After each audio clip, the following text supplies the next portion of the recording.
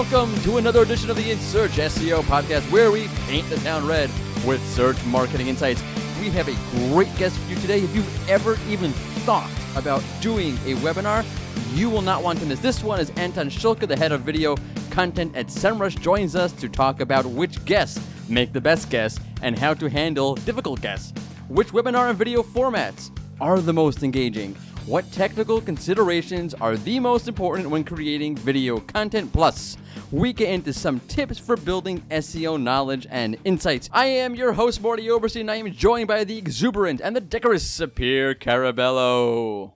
Wow, I really think I need to Google those adjectives. Like, do you look at a dictionary for fun or something? So, I do cheat. I don't look at a dictionary. I usually know the words mean. Once in a while, there's a hard one that I look up. I will admit that. But I don't have a list of adjectives in my head. It's just, what even are those adjectives? Okay. Look them up. By the way, our linguists, because there's so many of them listening to this podcast, will be like, what? Those are contradictory terms. That doesn't make any sense. I know. Are they? Yes, now they are. Definitely now you have to look them up. Yes. Okay. By the way, do you have that friend? I think we all have that friend who when you get a word wrong or you use a word incorrectly or you use contradictory terms in a sentence like I just did, think they get on your case? No. Because I hate that person. I think you need better friends or something. It's a family member this time. Oh, no. No, it's not my family member. I'm being facetious here a little bit. No, my wife's cousin married a fellow who's not from the U.S. and his English is really good, but once in a while he'll, fungle a word. That's a real word, right? And yeah, it's not pretty. Grammar police. No. Yeah, I mess up words all the time. By the way, all the time. Really? Yeah, my wife once in a while gets on my case. Yeah, I don't know. Whatever. Good to know. Yeah, we all have our linguistic problems. Everyone has them. Mm-hmm. Okay. Do not forget, we put out a new episode of the In Search SEO podcast each and every Tuesday. You can find us on the Rank Ranger blog. You can find us on Stitcher. You can find us on Spotify. You can find us on SoundCloud. And, of course, you can subscribe on iTunes. Oh, wait. Super big, important announcement. Okay. So we never run specials here at Rank Ranger. Really, very, very, very, very rarely. We didn't even do it on last Cyber Monday. That's how rare it is we'd run a special. But we're doing one now. And you can save 25% off your first month with Rank Ranger by signing up for a package by August the 31st. That's a rare deal, so sign up and save big. Current clients who want to upgrade can also save 25% off an upgrade. So there it is. Pretty good. That is really good. Wait, that's I've been around here for a while. It's not not our thing to run specials for whatever reason. We don't usually do it, but we're doing one now. So take advantage of it while it's here because it may not come again for a long, long time. Okay, we've got a great show for you today. So the truth was I was meeting up with some folks for a few drinks, some SEO folk, and all of a sudden Anton Shulke showed up. And I really love him. He's one of the nicest people I've ever met in the SEO industry. He's obviously from SEMRush now, and he used to do the webinars beforehand that were really, really cool and really, really interesting with all sorts of big names in the industry. So we showed up, and I'm like, I have to interview you. Because I was interviewing somebody else anyway at the time or beforehand. So I had all my equipment with me. I'm like, let's do this. Let us interview. And he said yes. So we literally found a dark corner. We're sitting in the dark at some beach bar. You could probably hear the music in the background unless our editing team is really, really good at pulling that out, which they are. Particularly Levy. Levy is our main editing person. He is amazing. But he had his work cut out for him with this interview, by the way, because I was a little bit tipsy from the bourbons, and there's a lot of background noise. So if you want to hear a raw version of Morty and some great tips on webinar content, stay tuned. Okay, but first, let's dive into something a little bit different than what we usually do, because you may know we love talking about all sorts of advanced insights here on the In Search SEO podcast, but we're going to take this in a little bit of a different direction. Let me explain why, okay? Sapir knows, she'll testify to this. Okay, the Morty that you get on this show is just an entertaining Morty. Mm-hmm. Right? You're supposed to say, yes, that's true. You are entertaining. So no, entertaining. Yeah. Right. No, but it's not really, okay, it's obviously we spoke about this before. It's not my entire personality, right? That's true. I'm much nicer in reality than I am in this podcast, I think. I would like to think. I like to think so. I hope I am. I'm kidding. You are. Thank you. Jeez, like pulling teeth. One of the things that I'm very, very passionate about, and I'm going to go into a little bit of a rant here, is making sure that people feel comfortable in the SEO industry and have a direct path of being educated in the SEO industry, because I am a teacher. Like, I literally was a teacher before this. So it's really, really important to me that that happens. And one of the reasons why we created this podcast was to make sure that people have access to, we'll call it SEO education, right? Analysis, insights, data, that sort of thing. And usually we end up focusing on some more advanced things. I do try to scaffold it so that everybody can share and partake of it. And I hope I do a good job of that. But in this case, we're going to dial it back just a bit because Dave Nix, one of our listeners, you can find him on Twitter, by the way. It's at XINEVAD, which is Dave Nix backwards, in case you can't remember that. So Dave Nix backwards is Dave Nix's Twitter handle. So Dave Nix, who's a fan of the show, mentioned on Twitter that he's new to the industry, and it's hard to get a grasp on everything. And by the way, that's true for, I will admit this freely, it's true for even me today. For example, one of the things that I used to always focus on both, a lot of SEO news, and I used to focus on a lot of SEM, like Google Ads stuff and trends. And I've moved a little bit away from being so up to date on the Google Ads stuff, so you can forgive me, only because it's gotten so complicated and so many updates that I feel like I can't handle both as well as I used to. So let me just focus on one. So just know, if you're new to the industry, or if you're not, so if you can feel validated, it's hard to keep up on everything. So everybody has this problem, but Dave mentioned that he's new, and it's hard to get a grasp on everything, and you can literally spend all day learning. And I mean, you could literally spend all day learning, but you have to do other things like work and make money. So I'm going to take a little bit of a break from the advanced things that we speak about here, and I'm going to offer Dave and people like Dave some tips on how to build SEO knowledge. And if you're trying to get started with SEO, might be a good way to be efficient with your time and still learn a ton at the same time. By the way, and I'll mention this again, and I'm almost done with my little introduction here, so just please, I appreciate it, just bear with me. If you're out there and you're listening to this and you want us to bring up a certain topic, or you're looking for some SEO knowledge, or you're looking for some help, so reach out to me on Twitter. My handle is at Mordy Oberstein, MORDYOBERSTEIN. And reach out to me. I respond to everybody on Twitter. I don't care if you have 1 million followers. I don't care if you have half a follower. I mean, you can't have half a follower. That's insane. But if you have 1 follower, 0 followers, I will respond back to you, because I really do care about making sure that everybody feels welcome in the industry and that everybody feels that they have access to the information they need to be successful. So I'm done. And we have a new segment for you, and it's called Back to SEO School. So for Dave and people, breaking into the industry, I broke this down into some strategies to build SEO knowledge without driving yourself nuts, because you can literally drive yourself nuts. I mean, every single day I open probably about between, 10 to 12 tabs of articles I want to read. If I read 1 or 2 of them, I definitely read 1 of them. I make sure every day. If I read 2 or 3, that's a good day. It's, the other 12 tabs, the other 8 tabs, whatever it is, I maybe tomorrow I'll try to get to them. It's highly unlikely, so it happens, and it's overwhelming. So here are some tips to get into it all, but not to drive yourself too crazy.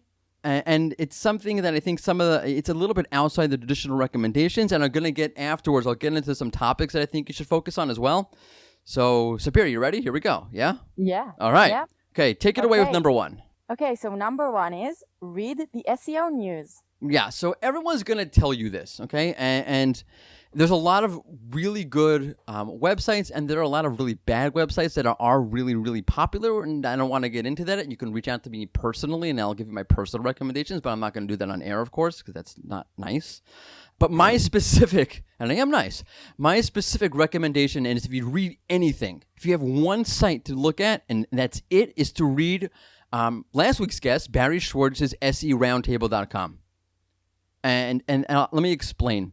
Okay, so again, there are other sites like Search Engine Land, which is a great website, and so forth and so forth and so forth. But, okay, if you want to get a sense of the news and where things are headed and how things are changing, you want SERoundtable.com. I mean, it helps you understand how things are evolving, what things are important.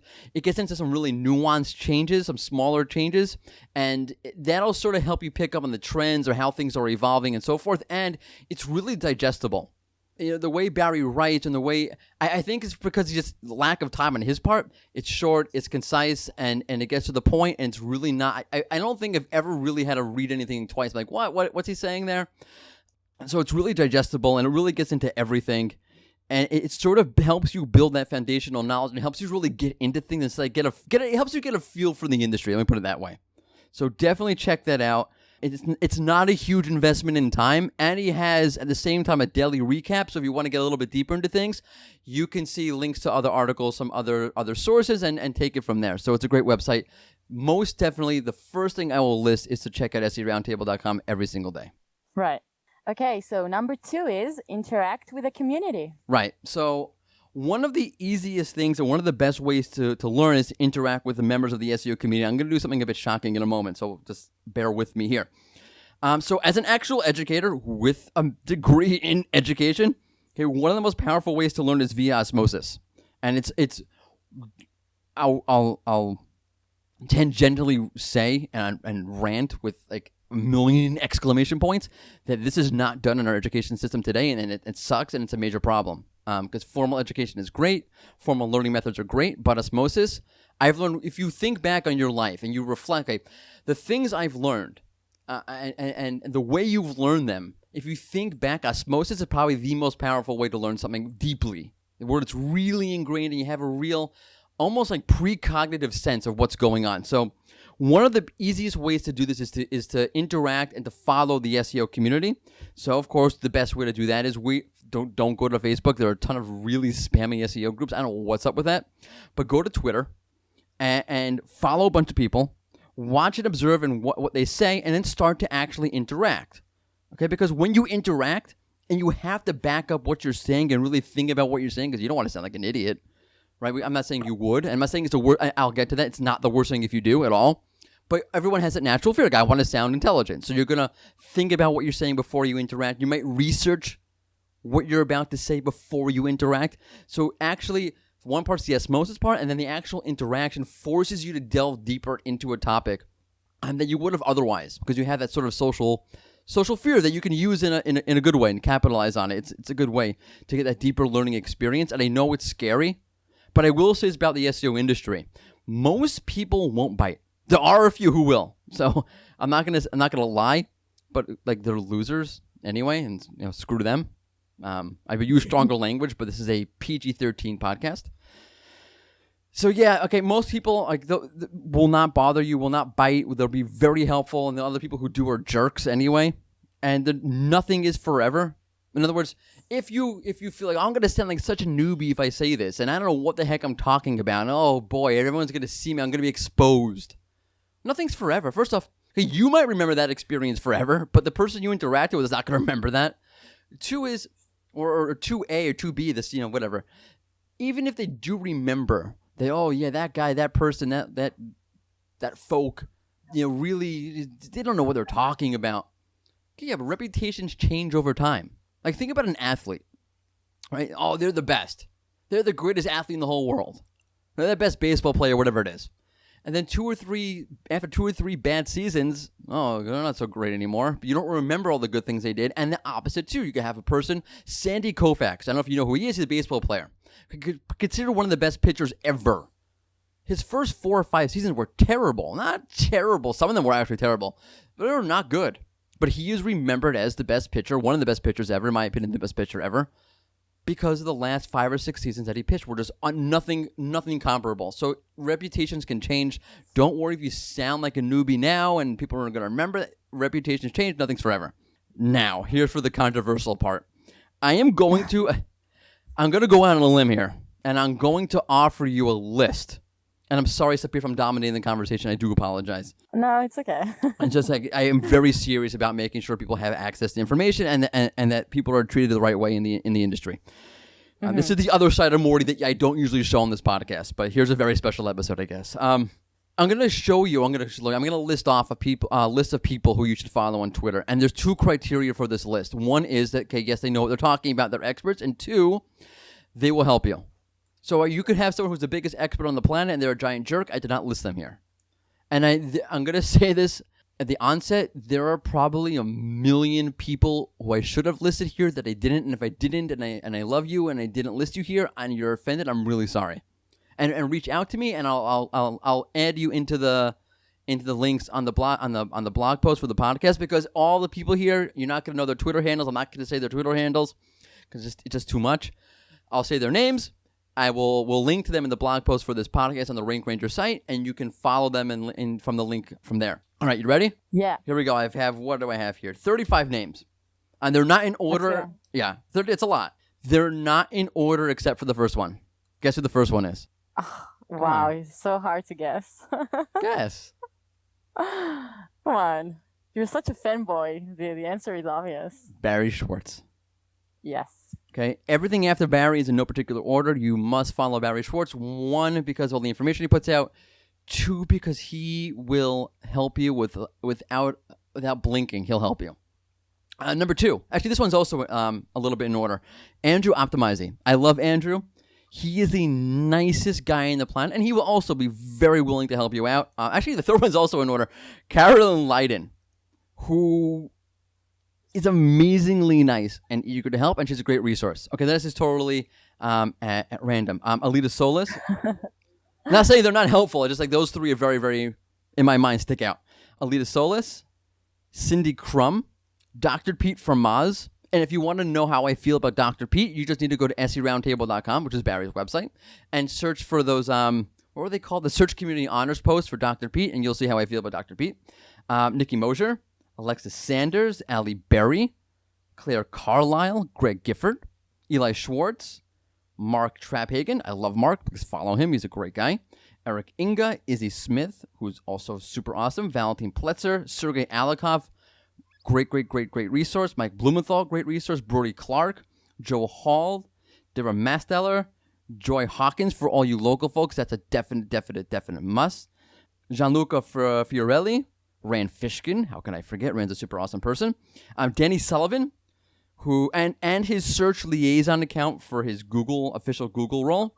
Liraz Postan. I love Liraz. She's so sweet, and she will help you with anything. I'm actually super excited because we're working on some projects together, so keep your eyes out for that. Igal Stolpner, same as Liraz. A total sweetheart. John Henshaw, Dawn Anderson, Craig Campbell, super hilarious, awesome person. Who do I have here? Okay, Marie Haynes, very knowledgeable. Make sure you follow her.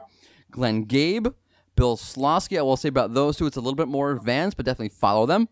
Mike King, a.k.a. I Pull Rank. And, of course, last but not least, this one actually is in order stated for last, John Mueller from Google. A big shout out to John if he's listening to this. We all really appreciate you, and you do amazing work, and you must follow John Mueller. And that's my list, okay? There are definitely others. And you might say, oh, you missed so many top-level experts, but again, you have to be nice to be on this list. And then right. That's it. That's my list. I'm sorry if I left anybody out. I have a comment. Okay. I have a comment. Sorry. I'm just shocked that, being the megalomaniac that you are, that you didn't list yourself. Oh. Okay, if this were a regular podcast and I was in my normal entertainer role, so yeah, I would do that. But I'm not. This is purely, strictly educational. We've taken it down to rated G this week. Wow. G for good. Okay. That was a terrible joke. Okay, on to number 3? Yes. So number 3, run some queries. Okay, this is a personal recommendation that is very dear to my heart, I guess. One of the best ways you can learn about what's just happening around you is by actually going to the SERP, and so many SEOs miss this. They look at their tools, they look at this, they look at that, but they don't go to the actual SERP. You need to go to the SERP. Run a few queries each week. What I do is I should do it more regularly. I'll push it aside when I don't have time, but I'm wrong for doing that. Spend a few moments each week running a bunch of queries. I would run some of them new queries you haven't done before, and some of them either the same queries you did the week before or very similar. Like if you're looking for a movie, run the same movie again or run a similar movie again. Look at the mobile SERP, look at the desktop SERP, see how they differ. Look what features are showing. Look what was there last time. Look what wasn't there last time. Look at the sites showing up and what the intents embedded with them are. For example, if you're doing a commerce query, let's say buy a new car, and how many sites are offering you the opportunity to buy a new car? How many sites are offering reviews about cars, how many sites are telling you which car company to buy from, and that sort of thing. So look what's going on in terms of intent on the actual SERP and how things differ. Look at keyword variants, for example, and this is very, very big for like feature snippets and that sort of thing. So if you look for how to do a curveball, for example, this is the one I always go to, you'll get something different than if you search for ways to throw a curveball. So look at keyword variants and how if you change some of the modifiers around, you get different results or different SERP features on the page. And just take it from there, because that hands-on experience with the SERP will just help you understand what's actually going on and what's actually changing. I will self-promote for a second that you can, besides for looking at Barry Schwartz's website, we do a SERP News Digest each month. It just came out last week, where you can go through, where I go through in very great detail a lot of the changes, algorithmically, or, if Google updated something, but also a ton of the tests and changes Google makes to SERP features, because I very much believe that if you keep track of these things long term, you'll sort of build an understanding of where we were, where we're going, and what Google's trying to do. So definitely run queries. And my last piece of advice before I get into the topics I think you should focus on is... Yeah, so number 4 is find your own space. Yeah, so SEO is huge. There's so many different things and so many different topics and so many different areas and whatnot. And we're not all equally suited for each. And I know there are people in the industry who say, you have to know this, you have to know that. But I will point to this. I wish I had the tweet where he said this. But Rand Fishkin had a whole thing about this on Twitter, where you don't, where each person has their own sort of, focus, or each sort of specialty, or things that acclimate to their skill set or their personality or whatever it is, and that's great. You should focus on that. You don't need to have X, Y, and Z. Obviously, there's certain basics that you need to know and be aware of. I'm discounting that, but if you're a super creative, hyper creative person and technical SEO is not for you, so understand the basics of technical SEO. You're going to need to know that. But focus on content. Focus on on-page, elements, and using your abilities to help, build the best titles or H2s or whatever it is. If you like experimenting or researching, so do that. If you like educating, so write articles. Find your space. If SERP features speak to you, if link building speaks to you, whatever it is, find your space, find your specialty, know the basics of the other areas, but again, hone in on one thing. It's really important, not just for your success in terms of, okay, what should I focus on? If I see 10 articles, I'll focus on the one that speaks to me and what I do. That's obviously makes things more efficient, but it's also really, really important in terms of feeling competent, right? Okay, because there's so many things, you're not going to know everything, and you shouldn't create that expectation on yourself that you should feel like I need to know everything. It's not possible. Focus in, feel good about yourself. It's really important for your health and for your success. Okay, so let's move on to some topics that I think you should focus on. Those are my tips. Those are my 4 tips for building the right understanding of SEO and how to do it efficiently without spending tons of time doing it. But there are some topics that I think you should focus on more than others. And let's just rattle them off, and we'll go into them a bit. And then we'll get into the interview with Anton, yeah? Yeah. Yeah, okay, so what are they? My top 3. Your top 3 Well, our top 3, actually. We had a little bit of debate about this. Go ahead. Okay. Entities, right. Machine learning, as in qualitative analysis, and SERP features. Right. So I didn't want to list machine learning. I thought that was part of, entities, whatever. Okay. Well, these are the big 3 we put together for you. If you want to take a deeper look, right, or if you want to understand not just how to do SEO, but what is SEO and what's actually going on, these are the 3 I think you should focus on. We think you should focus on. It's a challenge. These are not super easy topics, but start slow. Okay, read a bit here, read a bit there, and then look back in a year from now and say, wow, look at how much I learned. And you will not understand all of it. If you're going to look at machine learning, there's so many algorithmic and processes that go on there that's really complicated stuff. Mathematical, really complicated stuff. But whatever level you know it on is really, really helpful. I think most people don't do this, or most people will focus more on tips versus deeper understanding. So what I'm trying to say is, like, these 3 topics are important because I think they get into the meat of good SEO judgment and good SEO theory and a solid ability to make your own decisions in terms of what to do and what to focus on, as opposed to relying on, okay, these are the tactics that I have to do. Let's jump on to entities, because they sort of very much relate to machine learning. So let's start with entities. Entities is really, really important. How Google understands them, in my opinion, is the basis of everything going on right now. It's what I think is behind a lot of the recent algorithm updates and how Google treats sites and how Google understands sites and so forth. And machine learning is really an extension of that. But it goes into how well Google understands a query, right? It uses machine rank brain, neural matching, those sort of things. Go into understanding how Google understands a query, how Google understands content on a page and what's relevant, what's not relevant, intent, and all those sort of super important things all relate to machine learning. So the more you understand about how Google uses machine learning, what it's doing, how it's doing it, how it's improving, how it's advancing, that sort of thing, is going to be really important for you for obvious reasons. And again, it's really complicated, but start slow. Whatever you get, and don't feel bad. Just get what you get out of it.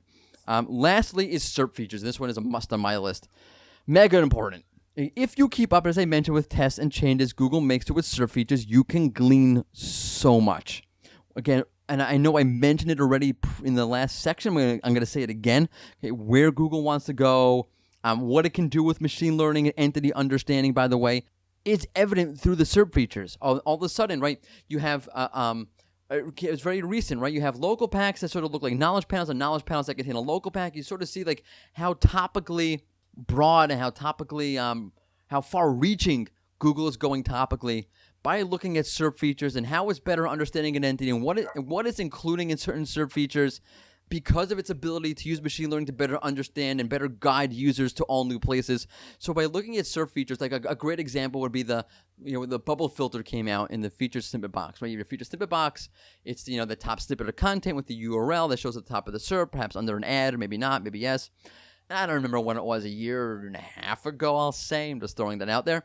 So Google started putting little filters in there, bubble filters. So if you search for how much does it cost to install a bathtub, Google also listed jacuzzi or fixed bathtub. So all these other use machine learning to gauge, well, maybe you want something else from this feature snippet, or maybe you want to go somewhere next because of this feature snippet. So what Google's showing you in these boxes and in these SERP features and all the elements it's including in there sort of indicate how far advanced Google is in understanding entities, how far advanced Google is in using machine learning, and so forth. So SERP features they were my bread and butter for a long time, and in many ways they still are. So there you have it, okay?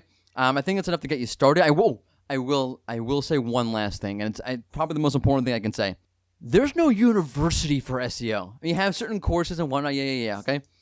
Everyone, if you're new to the industry or if you feel like you haven't gotten to where you want to be yet, even if you've been here for a while, everyone has gone through this. Everyone has struggled and to a degree suffered trying to learn this, trying to understand this, trying to find their place in all of this. That's not unique to you, and you have to understand and just be patient with yourself. Everyone's gone through this. Everyone has suffered with this. Everyone has struggled with this. Nikki Mosier, who I listed in my list of people to follow, recently wrote up a whole thing about, what's it called? Imposter syndrome, where you feel like I'm not really as good at this or as smart at this or whatever at this as I think I am. I'm really not so great at this. And you have to get past that because you really are, and you really have the ability to thrive and succeed. And yes, it's hard. Yes, it's not so easy to get a sense of things and to learn, and there's no real, formula, and there's no real coursework for this. Just understand that and be patient with it and realize everyone else went through the same thing. And that's it, right? Again, reach out to me if any questions, want any help, have any insights. I'd love to hear from you. Again, on Twitter, @Morty Oberstein. So yeah, okay. With that was good, right? That was really informative, really Very helpful. educating. I hope people take that in. Okay, so with that, let's move on. We have a great interview with Anton Shulke. Great tips, some behind the scenes inner workings of the SEO industry. A little bit of SEO industry gossip for you kind of came up. And you sort of hear what I sound like with a couple of bourbons in me. All right, it's juicy. Cut one. Welcome to another In Search SEO podcast interview. I am here on the fly, in person, with one of my favorite SEO digital marketing personalities, Anton Shulke of SEMRush. Anton, so glad you're here. I'm so surprised you're here. This was a total surprise. This was not a scheduled part of my interview calendar. How are you? Yeah, I'm fine. I love Tel Aviv, actually. Yeah, it is a great place. Okay, so we want to talk all about webinars, because webinars are the in thing in the SEO community. Let me ask you straight off the bat, okay?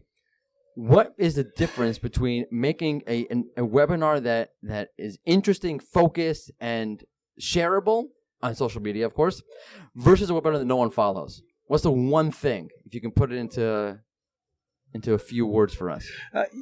I think if you can answer why you're doing this webinar, it's probably the good 70% of success. If you cannot answer the question, or your answer would be, because I can, or because it's my job, then it's probably it's a disaster, and don't do that. So having a webinar just for the sake of, you know what, this will give me great brand exposure on social media is a bad idea.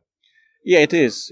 Yeah, because if you're just doing it for exposure itself, and it probably won't work, because so many 10 years ago probably will work. It's like an email. Like 15 years ago, people were expecting emails. Now they try not to get any. So email marketing is much more difficult place. So do webinars as well.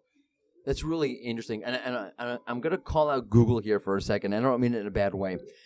But Google often has webinars, and I ignore them every time.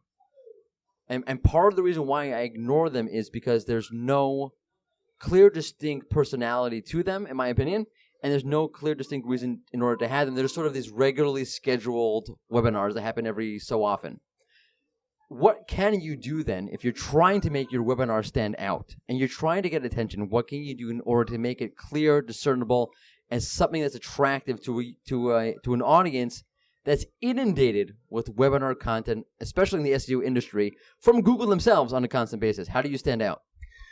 It is very difficult. Yeah, it is understatement. It is understandable. It is very difficult. But the main thing is why you're doing this webinar. Sometimes you're not doing webinar for. I know I will be crucified for what I'm about to say, but go ahead, say it then. Yeah, but sometimes you're not doing webinars for audience, or not only for audience. Sometimes you're doing webinars for your experts. You know. Right. Well, that's my next question. Okay, go ahead. Yeah. So sometimes you're doing webinar for your experts to please expert, not audience. But this way you actually much closer to get please your audience than if you trying very hard just to please your audience. Yeah, I know I'm probably sound strange, but you get good guys or brilliant mind together, and if you manage them to forget about audience and let them talk among themselves first, they will be very happy. I'm talking about SEO people. SEO people very different. Yeah? We are a weird breed. Yeah, and out of that, usually you get a really good discussion and plenty of useful things. So audience love it. Right.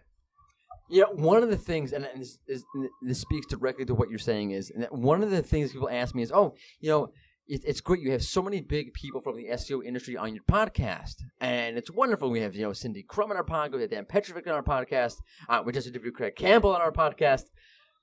But one of the things that I love doing is I love speaking to people who are less known in the SEO industry, and I don't always love speaking to the big names in the industry. One, because, there's sort of a content saturation with those names. But on the other hand, the advantage to speaking to some of the smaller names, I hate to use that expression, but some of the lesser known names in the SEO industry is because you can have a much deeper and much richer conversation, and because there's a much richer network for those people. In other words, when I have a smaller name on my podcast, when I have a lesser known name, there's a great support network, right? If I have so-and-so on my podcast, and so-and-so has, X, Y, and Z friends in the SEO community, they always make sure to tweet out. They always make sure to follow. They always make sure to link or like the podcast because they want to support their friends. Is there sort of, in your experience, when you have a big name and you try to cater to those big names in the SEO industry, is it overrated? You don't have to answer that. I know I'm putting you on the hot seat. In theory, not anyone in particular, because anyone in particular is always a different story.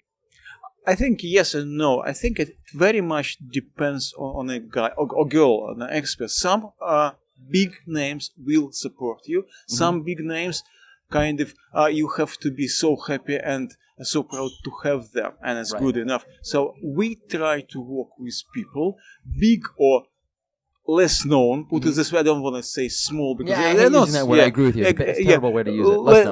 Less known Let me people. put it this way. Deserving of more publicity. Yeah, exactly. But we want to work with people who want to work with us. I love that. So if guy is extremely big and great, but he doesn't really want to do that, because sometimes we have a conversation like that. A really big name. He said, "Okay, I'll do a webinar with you." I said, "Okay, what you want to talk about that?" And he said, "Oh, check here. I have 5 presentations. Pick up anyone." Mm-hmm. And it's 5 dusty presentation. he has done 1,001 time already. I don't want it. Right. Oh, okay. So I'm going to let you in on a little secret here, okay? So most interviews, I prepare, I have questions set up, I have a whole, outline set up. Not that we always stick to it, but a general outline because it makes things easier for me, it's true, and it makes things easier for the people being interviewed. This is on the fly, Anton, right? 100% on the fly. Yes. No questions prepared whatsoever. Nothing. Yeah. Nothing. Zero. But one of the things you just said rings so true with me. But first off, okay, when you're doing an interview, whether it be for a podcast, whether it be for a webinar, one of the things I feel we get hung up on is, the name, right? But the name doesn't always make for great conversation. In my opinion, what makes for great conversation is you have 2 relatively humble people. I'm less humble. You're more humble than I am. I have an ego. It's just what it is. But when you connect with somebody, when you have a conversation with somebody, when you're able to understand somebody, be empathetic, sympathetic, or understanding where they're coming from, that creates for real conversation. And that sometimes is better served with a quote-unquote lesser-known person than a more well-known person in the SEO industry. Is that true? Yes, absolutely true. And yeah, if you connect it, but obviously you as a host or whatever you call it, you have to strike exactly a pain point of your interview. Because if you just ask some questions, which, for example, you ask me some questions which is I don't know, they don't interest me, you'll get some kind of stupid, flat, not interesting answers. So I had to put you into a corner, so to speak. Yeah, but not too much. Not you No, sure. I don't mind, but it has to be right. Yeah. Let me switch topics for a second here. One of the things that I think that people are hung up on, or make people apprehensive or scared to do a webinar, is the technical considerations: what software to use, what camera to use, what equipment to use overall. Do you think it's something to be concerned about? Is it overcomable? And what do you recommend? Literally, what equipment do you recommend? People usually make a lot of jokes about myself because I'm kind of obsessed with lights, audio, video, and everything. Yeah, quality is extremely important. By the way, we're sitting in the dark right now, literally. Quality is important because so many, as I said, so many webinars, if picture is not clear, if audio is not clear, that nobody is gonna try to make an effort. Yeah, so obviously it has to be. But nowadays it's so easy to fix, and it's cheap. So it's absolutely no price. Why webinars are so popular now? Because everyone can make them. It's so cheap to make the content. Yeah, obviously, question about quality of the content. It's always a question, isn't it? But it's so easy to make. It's so easy to bring couple guys, put a web camera, and I do it on YouTube or wherever. So many, even free tools. So this is not really a question. Right. Question is probably different stuff. So, for example, we're playing with a format a lot. We're not really, we call classical format when it's one host, one guest. We call it boring webinar. we do use it. Okay, but why? Why do you use it if it's boring? We use it for some reason. For example, we've done with Joe Bondarovsky, who is just here. He is here. He is here, and we've done with him PPC course, 5 webinars on a row for people who didn't know what PPC stands for. Mm-hmm. So we decide for basic people, for people who doesn't know what's all about. If we put more people and we put different angles, we would just confuse them. So we put just one guy and he goes from one point to another point, 5 webinars explaining what PPC is for absolutely basic. Another one, we use this boring webinar when we're talking about very, very technical things. So, for example, I don't know, migration from HTTP to HTTPS, there is no opinion. You just do it, but how to do it? Right. You go How to from- do is always the problem, or Yeah. what happens. Yeah, you go from this. So we using this webinar, this format for very, very technical. There is no question of opinion, just how to do it. Explain every single step. Yeah. But, for example, we start to play with a format we think we introduce hybrid format. When it's hybrid between boring webinar and round table. So it's very short presentation, and after the short presentation, 4 people, including the host, are going into panel discussion. And a lot of experts were saying we don't want to do it. Why? Because it's unusual. They were Right. kind of scared to, and we do all webinar live because what you're doing now, it could be cut, edited. Oh, 100%. I would hate to do this live. I will flat out admit it. I would hate to do a podcast live. Yeah, for example, we're doing podcast live. Shooting is live. It's a video live, Right. actually. And after that is cut. And a classical audio podcast is cut version, Of of course. course. But all our podcast episodes you can watch live. Right. Shooting. That's amazing. It's amazing. There creates problems, but yeah. Yeah, it's caused a lot of problems. But what kind of problems? Yeah, what problems? For example, it's live, and someone come to this live, and you can't really hear him. The audio doesn't work. That's always a problem. It Right? is- People don't hold the people. Stupid things like they're speaking too far away from the microphone, or they use this is my favorite. We're talking about people in the SEO industry that they're technically savvy, I would assume, right?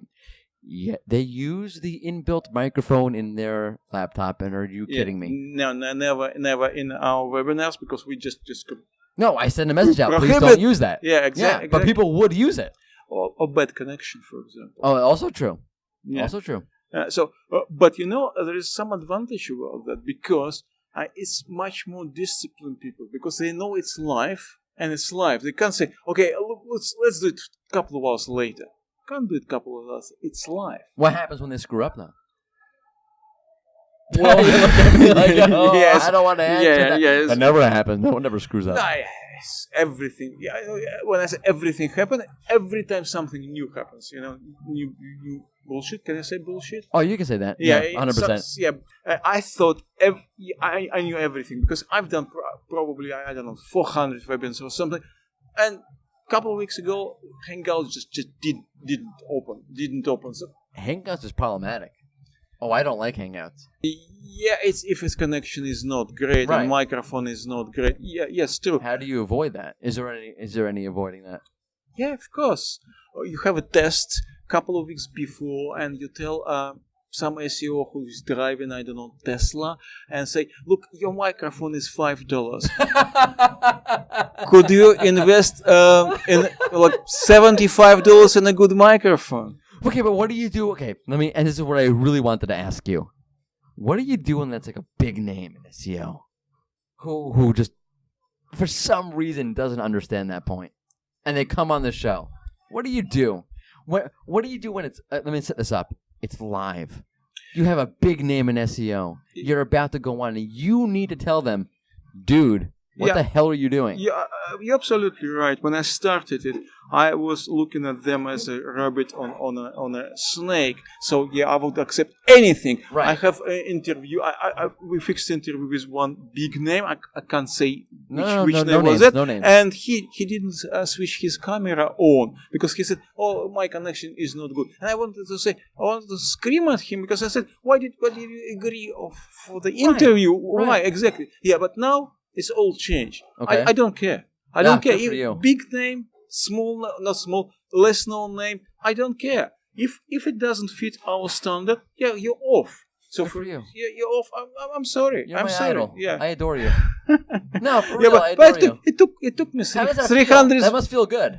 It feels feels very, good. very good. Yeah. He's smiling at you. Okay. Biggest mistake you ever made on a webinar that unavoidable mistake, actually. Let's make it like this. There's always people always talking about, oh, you do a podcast, I want to come on your podcast, it's so great, it must be very easy, and it's not easy. There are always going to be mistakes, and sometimes in life they're unavoidable. Let me rephrase the question, because I don't want to put you on the spot. Like, that's not fair to me. How do you overcome those mistakes that have to happen? There's no way around them. How do you psychologically? How do you deal with that? Yeah, well, psychologically, I look at that.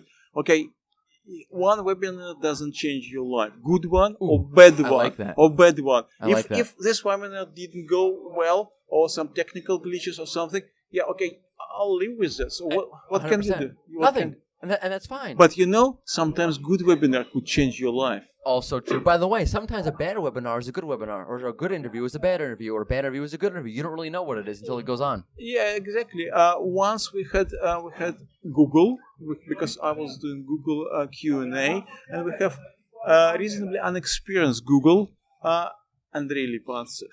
And Amon Jones actually provoked him. At least all life, he provoked him. It was just after you remember this Bloomberg's article about rank brain. So right. He kind of provoked him, talking about ranking factors.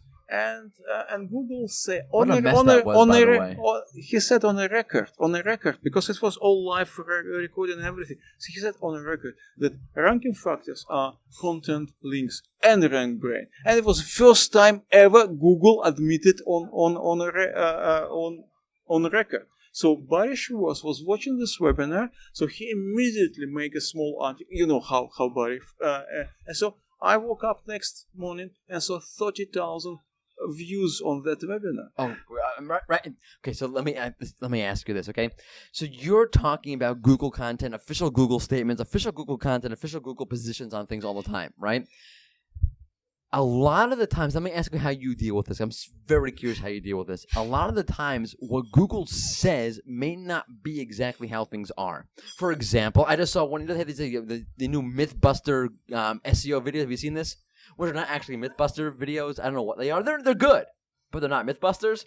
So one of the things that was said in one of the recent episodes that I saw was, they were talking about librarians and how Googlebot crawls content and indexes things and so forth. So like a librarian, we know what's pulled more often than other things. And Google in the past has said, we don't look at those things. We don't look at how often we're showing content. We don't look at how often things are clicked on. But in this video, he said, we look at how often something is pulled out from our index and shown on the SERP. When you have an instance where you know what Google said isn't exactly what is the reality, how do you handle that? Do you call them out? Do you let it slide? How do you go about doing that in a way that's productive? Usually, I'm not part of a webinar. I'm arranging things. The idea is to put right people in the right place and let them play. Let them go. Because they're much smarter than I am. They're much smarter than I am. Let them play, let them go, and you will get fantastic results. This is my idea of doing webinars, actually.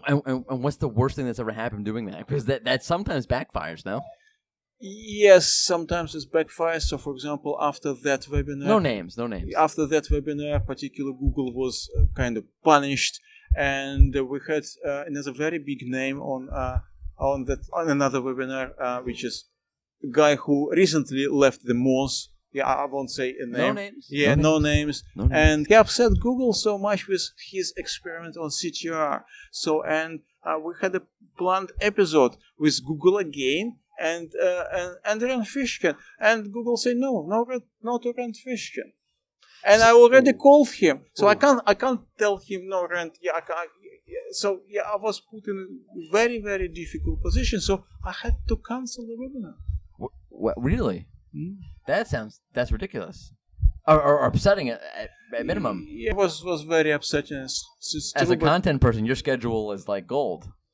Yeah, and it should be good, because obviously big guys and talking about very, very provocative things. Yeah, I thought it's going to be good. Right. But what's wrong with that? It's just a conversation. Yeah, but Google is difficult animal sometimes to handle. Are you afraid of Google? No, I'm not. Why should I be afraid of I don't know. Google? Why should you be? They control everything. But Google doesn't. Now I work for. It was before SEMRush time. Google doesn't like really SEO tools. No. You probably I should understand this. know I understand should know this. I that understand this very well. Which I don't understand really, and I'll be honest with you, because if you know your rank, right, is that a good thing or a bad thing? That is a good thing. It's a good thing, and you can make better decisions, correct? Of course. So then who's it hurting? Yeah, but Google think they're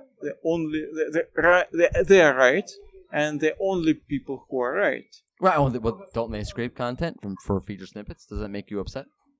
Double standard? Yes, I have to say yes, it's upsetting. Yeah, I wouldn't see any problem about SEO tools and all those kind of things, because SEO tools, they're not really lying to you, they're not really misleading to you. No, they're not at just technical things, and all the things is still very much technical. Even Google thinks are saying, "Oh, just write for people, and all will come." We know it's not yet here. You need the tool. SEMRush is a great tool. Yeah, and we need to do some technical SEO still here. Maybe in 10 years' time, it won't be technical SEO, just write for people, and people will get it, but it's not here yet. So we do need a tool, we do need SEO, we do need technical SEO. And Google kind of shy of it. Right. For some reason, because the idea is, yeah, we are so clever, we will figure everything out, just write for people. Yeah, well, in 10 years' time, but not today. No. Okay, so but I have a little bit that I want to do with you in a second, but before I do that, let me ask you, if you're a newbie, you're just getting started doing webinars, what is the single most important piece of advice you could give? Because you are, by the way, I don't think people appreciate you enough. And I do. By the way, okay, so SEMRush has a meetup here in Tel Aviv, which is why I'm here, which is why you're here tomorrow, which I don't know if I'm going to make because one of my kids is sick, but I hope I'll make it. And one of the things that I really wanted to do is sit down with you. And I'm so glad that I'm able to sit down with you, even if I might not make the event tomorrow, because you are so underrated and you are so underappreciated in the industry. And what you do is amazing. And things you've done before SEMRush and with SEMRush, just to help put out content and understanding in the industry really goes without appreciation, I think. And I do want to say thank you to you. 100%. Thanks. I adore you. Tell me more. Tell you me more. How much money you got?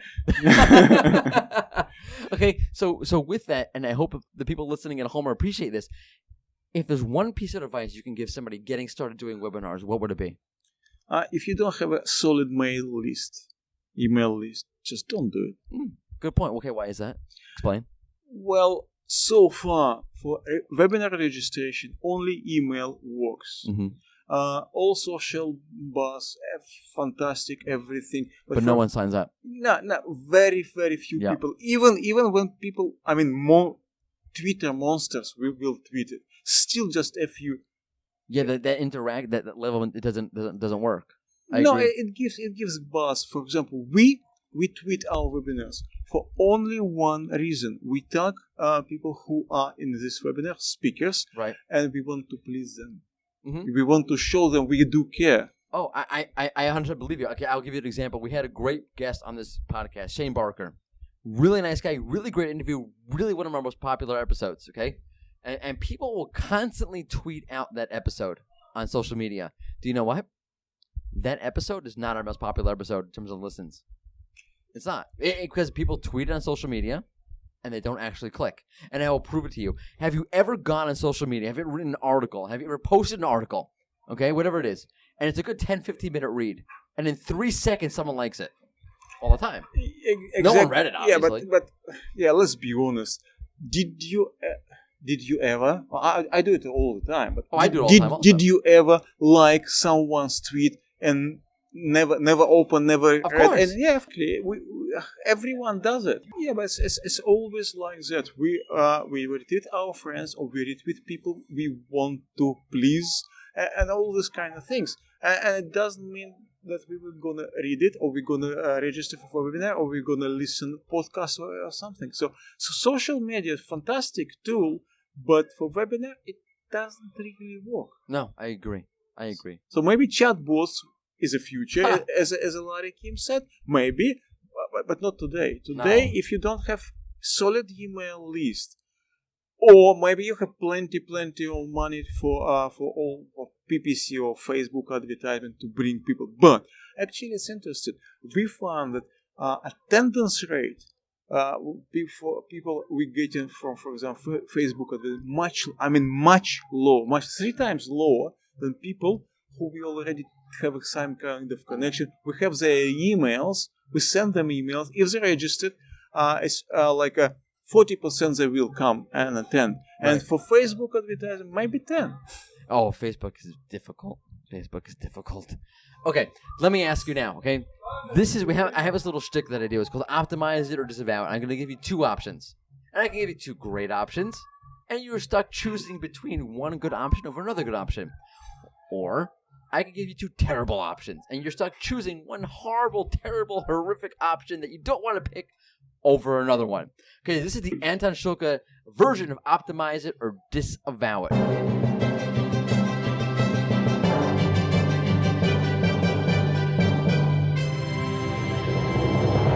If you had a choice, and you can't do both, one or the other, YouTube videos, short, quick, lovable, actionable tips, short YouTube videos, or webinars, which would you do? Yeah, I would do webinars. Oh, of course he would. Okay, why? He wants to keep his job. Of course he's going to do webinars. No, it's actually not true. Okay. All video content. It's not only webinars. I'm doing all video content for. Okay. Okay. Fine. Fair enough. So for SEMRush. there's no ulterior motive here. It's for real. Okay. So then why webinars? I use webinars for completely different reasons. For a reason which is people will completely never think about. I use webinar. I personally, of course, we have plenty of goals and we want to bring audience and everything, but I use webinars as an influencer marketing tool. It's one of the best influencer marketing tool. I bring people to webinar. I let them talk. SEO people really love to talk, love to be heard, and they love you. You give them this opportunity, especially if you put right people together. You give them opportunity, and they're your friends forever. Like you are now. No, it's true. It's a good reason. It's not to be ignored. Okay, one of the reasons why this podcast is great is that we get to have guests like you on, and we build new relationships. Right? I mean, our relationship is old, but you could build new relationships and new connections and new avenues to integrate into the community. It's great. Yeah, it's absolutely. Sure. Especially if you put several people together. Obviously, podcast is a different animal. But no, it's intimate. We, just me and you. No one else. No, okay. Anton, thank you very much for coming on the show. I really do appreciate it. Again, ad hoc, on the spot, on the fly, no preparation. That was one of my favorite interviews. Thank you so much. If I would try to prepare, I would never go that well, I'm pretty sure. You know what? That might be true for me as well. So next time we speak, I won't prepare it either. Okay, nice. All right. Thanks. And we are back to your regularly scheduled InSearch SEO podcast. Great guy, by the way. How cool is it that he was up to doing an interview on the fly like that? That's awesome. Mm-hmm. Yeah. It is. You want to sound a little less... I don't know. I have no idea. But you want to sound a little less exciting? Yeah, it was cool. Pretty cool. All right, interview is over. You know what that means. It's Rank Rangers Community Question of the Week. What makes for a good SEO webinar? Because we talked about SEO webinars. So there are a lot of webinars out there, and some are really, really good, and some are not so good. And I'm very curious. I'm just curious. What do you think makes a good webinar versus what makes a bad webinar? Because I just get the sense that there's a lot of saturation out there with the webinars these days, and I'm just, what do you think? Let us know. Look for the Rank Ranger SEO Community Question of the Week. It will be on the blog post at Harvard's the Podcast. It'll be on the Rank Ranger Twitter account. I'll tweet it out at some point. I'll look for it on LinkedIn and so forth. Share with us, communicate with us, spread SEO knowledge with us, and help people, because this episode is all about helping. Okay, before we move on, I have to talk to you about last week's question. Last week we asked if Google should be regulated because maybe Google's too big for itself and the government should come in and monitor Google and regulate Google and help create more balance in the world of search. And you all said... Okay, so we have a couple of answers. We had a couple of interesting answers that I'm not going to feature here because I didn't quite understand them. So guys, if you're answering this, and I really do appreciate when you answer this, and I love when you answer this, just kind of make sure that you realize that, like, sometimes on social media when we're speaking, we don't realize how we sound, and It was after a long night. I just didn't understand. There was a couple of people on LinkedIn who answered, and I couldn't understand what they were saying. And I apologize if you were saying a brilliant point, and it may have been. I just didn't understand it. So just kind of think, hey, you got this schlub who's got to read this, and maybe he's not the most intelligent guy, so let me spell it out for him. I am intelligent. I'm just putting myself down because I'm masochistic. All right, let's get to some of the answers here. From Igal Stopner, who I listed as people who you should follow. He said, quote, perhaps, when it comes to privacy, the answer is yes, meaning Google should be regulated by a governmental body. But with everything else, we should remember it's a public company owned by shareholders, and it's perfectly fine that Google is doing what's best for Google. A scenario in which the U.S. Congress would regulate Google scares me. And he's responding to what I wrote on Twitter. I said, like, I'll weigh in on this, and I usually don't weigh in on these sort of things, but I'll do it here. And I think we mentioned it last week. I don't remember. I don't remember what I ate for breakfast this morning, and it's morning, and I just ate breakfast. I'm like looking at it. There it is, the yogurt. Okay, I'm looking at the container. Why am I not surprised? But that I can't remember that I ate yogurt. Okay. Way to avoid that question.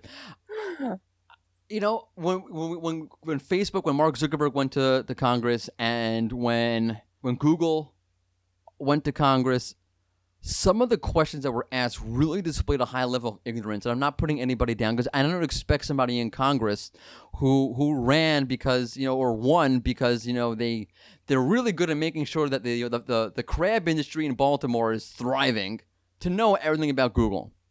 You have to be an expert. And what I would have rather them have done, and that would have given me some more confidence, is, and then they actually did mention Rand Fishkin. I would have really loved to have them brought in Rand Fishkin, have Rand Fishkin or somebody, or Barry, or, whoever, question Google on behalf of Congress. That would have made more sense to me. The fact that they didn't, and the fact they didn't do that with Facebook either, and the fact that they displayed a high level of ignorance when it came to what these platforms do, how they operate, what the problems with them are, I wrote, and that's what Eagle's responding to, scares me. Is that what we really want? Is that who we really want running the show here? So while I do see the side that says, yes, Google should be regulated, I have to wonder if, practically speaking, how that comes about is impossible to a certain extent. And that brings us to what Itamar Blauer said, who another person we featured on the podcast here. He wrote back, of course, Google is too big, but it would be immensely hard to regulate as the alternatives for Google are too small in this era of the search engine monopoly. So again, implementing it is hard. I agree with that. Implementing the regulation and the oversight is half of the problem. I would say it's 90% of the problem, or 90% of the equation here. All right, those are my thoughts. Those are just thoughts on some of the awesome people who I interact with on Twitter. So thank you, Igal. Thank you, Itamar, for that. I do appreciate it very, very much. It's a somber podcast. My tone is not as exciting as usual. I don't know. We'll see how this goes. No, just because the whole educational flow to things before. I kind of like it. Maybe we'll stick with it. Always experimenting, always changing. Definitely feel less tired halfway through the show. Good laugh. You're really into it today. Laugh. Okay, moving on. We got to move on. We got a lot of things to do. A lot of ground to cover still, and we're well into this. News time. Sapir, lack of a segue. Let's hit it with the news.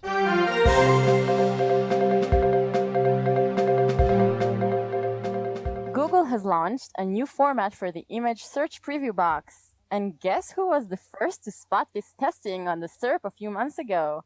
Our very own Morty. Yeah. I would say, yeah, look at me, I found it. But yeah, look at me, I found it. Like, big deal. It's not like I flew to the moon. It is a big deal. No, it's cool. Good for you, Morty. Thank you. I will say, though, I hate this format. And I said it back then, I'll say it again. I hate it almost as much as the new Twitter format. This box is stuck on the side. The Twitter sucks. What the hell are they thinking? I hate to say this, Twitter, but you're a bunch of freaking idiots for doing this. I'm really angry about it because I'm on Twitter a lot, and I find it really annoying. And I'm going to use this platform here. I have a mic in front of me. I'm going to go to vent for a minute. And I know we're off topic, but Twitter, if you're listening to this, what the hell, man? Seriously, I spend a lot of time on Twitter, and it's really, really, really, really annoying to interact with your new platform, your new format. It's really just annoying, and I'm really angry about it. I'm really upset about it.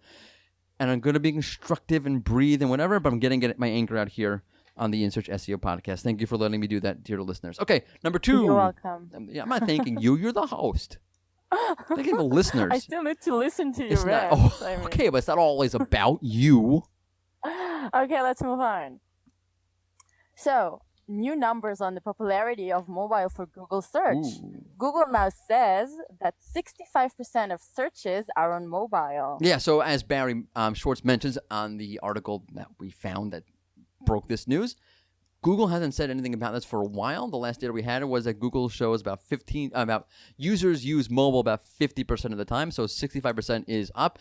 I would say don't just focus on the numbers, but focus on if your website, if you're optimizing whatever, but focus on what your site does. For example, many times I will say, you know what, this is really annoying on mobile. I'll save it for later. I'll go back to it on desktop. So if you're a complex e-commerce site, whatever, I almost never buy anything on mobile. I'm one of those people. So take that into consideration. There are probably a lot of people like me who won't buy things on mobile. So if you're a commerce site, mobile's everything. It's 65%. Like if your website, it might be far less, right? So keep that in mind. Okay. Lastly, Google keeps testing a carousel format for the local pack. One recently showed with a carousel of local listings that had an ad stuck atop of the carousel. Right. So Google's been running this test where they've been showing instead of your traditional 1, 2, 3 listings in the local pack, it's a carousel. You just sort of swipe and roll across, and that's how you get your listings. I think we're going to be stuck with this format at some point, whether you like it, whether you don't like it. I'm not such a big fan of it. I kind of like seeing everything in one shot. That's just me. I think it's coming. I think we're going to be stuck with it. I think you're going to see that ad stuck there on top, of course, because why wouldn't Google do that? That only makes sense. And love it or hate it, think it's annoying or whatever. I would say prepare for that inevitability, which means, by the way, there is a real implication to this, by the way, because if Google goes with the carousel, see, what do you have now? Automatically, you have visibility if you rank in the local pack, right? You see the first 3, and that's it. It's there. Now the carousel, if the user is caught up with the first result, they may never scroll to the second, third, whatever it is in the carousel. So take that into consideration. That's a big change. And if you're looking, Morty, why are we talking about these stupid SERP feature changes? There's a real implication to that one, so don't underestimate that at all, please. Right. Yeah. Okay. By the way, I'm going to mention very, very briefly, if there's other stories that we did not include this week, it's because we're recording this podcast a little bit earlier. If you heard last week, my son has to have surgery, and the last second they canceled it. So the normal recording day that we usually record on, I have to take off because he's going to have the surgery and I can't record the podcast. So we're recording a bit early. If we missed a story or two, forgiveness, please. Yeah. Right. Thank you. Guess what time it is? What? Guess what time it is? Yeah, it's 10:30. No, I mean, guess what time? What time is it for on the podcast? I know. I almost forgot to do this. I'm like, I was about to sign off. Like with the summer note that my son has to have surgery. It's a minor thing. I'm not going to describe what it is because it's like for all men out there. If I said what it was, you're going to cringe. But it's not really that major of a deal, except for the fact that he's 3 and it's not going to be pleasant at all. So I thought, okay, I'm done. I said the surgery thing. Let's move on. I forgot. We have the best part of the podcast. What's with me? Plus, like all my notes are scattered all over my desk right now. I'm like, usually I'm much more organized. Come on, you wanna bring it in? You roll it in this week. What time is it for? It wasn't me. What? No, roll it in. Come on, introduce a segment. Okay. What time is it? It's time for Fun SEO send-off question. roll music. Okay, this week it's not me, so don't blame me. This week it's not Sapir, so don't blame her. This week, our question comes from the editor of this podcast. He spends a ton of time editing out what I say that I shouldn't say. Maybe some weird pauses. No, there's not so much of that, but he does a great job with making sure the sound sounds right and all these kind of things. He spends an enormous amount of time doing this every week. So big shout out to Levi who does this every week. We love you. Mm-hmm. Not such a big fan of your lunch choices sometimes. He knows what I'm talking about.